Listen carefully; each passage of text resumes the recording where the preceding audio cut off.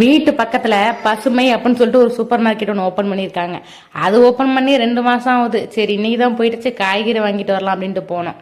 ஏன்னா எப்பவுமே வீட்டு பக்கத்துல இருக்கிற மளிகை கடையில தான் வாங்குறது. சரி பக்கத்துல உள்ள எல்லாருமே விலை கம்மியா இருக்குன்னு சொன்னாங்களா, அதான் அங்க போயிருந்தேன்.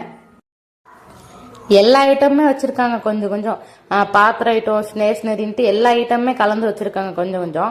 அப்படியே இந்த பார்த்தீங்கன்னா சின்ன வயசுல சாப்பிட்ட இந்த பள்ளி மிட்டாயி, அப்புறம் கயிறு கட்டி சுத்துற மிட்டாயி, அது எல்லாமே சின்ன சின்ன பாக்ஸ்ல இருந்துச்சு. ஆனா நான் காய்கறி வாங்குறதுக்கு மட்டும் தான் காசு எடுத்துட்டு போயிருந்தேன். அதனால எந்த ஐட்டமும் வாங்கல. சரி அப்படியே பார்த்தீங்கன்னா எங்கள் வீட்டு வாசலில் வந்து ஒரு தோசைகள் மாதிரி வித்துட்டு இருந்தாங்க. அது வந்து சின்னதாக தான் இருந்துச்சு. அதுவே 750 ரூபா சொன்னாங்க. ஆனால் இந்த தோசைகள் நல்லா பெருசு, சரியான வெயிட்டு. ஆனால் இது பரவாயில்ல, 550 ரூபா தான் இருந்துச்சு.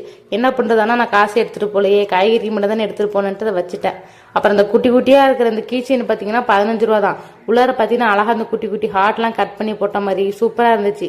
இது கூட பார்த்தீங்கன்னா நிறைய கீச்சைன்லாம் இருந்துச்சு. எல்லாமே பார்த்தீங்கன்னா 15 ரூபா தான் போட்டிருந்தாங்க. நாங்கள் அதில் வந்து ஒரு டெடி பேர் மாதிரி உள்ளார ஒன்று இருக்கும், அதுவுமே 15 ரூபா தான். அதை மட்டும் வாங்கிட்டு வந்தோம். அது இல்லாமல் பார்த்தீங்கன்னா செயின், தோடு இது எல்லாமே கொஞ்சம் கொஞ்சம் வச்சுருந்தாங்க. ஆனால் இந்த பேக் மட்டும் என்னமோ விலை ரொம்ப அதிகமாக இருக்கிற மாதிரி இருந்துச்சு. ஏன்னா அரஃபாவில் பார்த்தீங்கன்னா இதெல்லாம் 300 400 தான். ஆனால் அங்கே என்னமோ கூட இருக்கிற மாதிரி இருந்துச்சு. சரி அப்போ நம்ம அதை வாங்க போகல, அதனால காய்கறி மட்டும் வாங்கிட்டு பார்த்தீங்கன்னா அப்புறம் வந்துட்டோம்.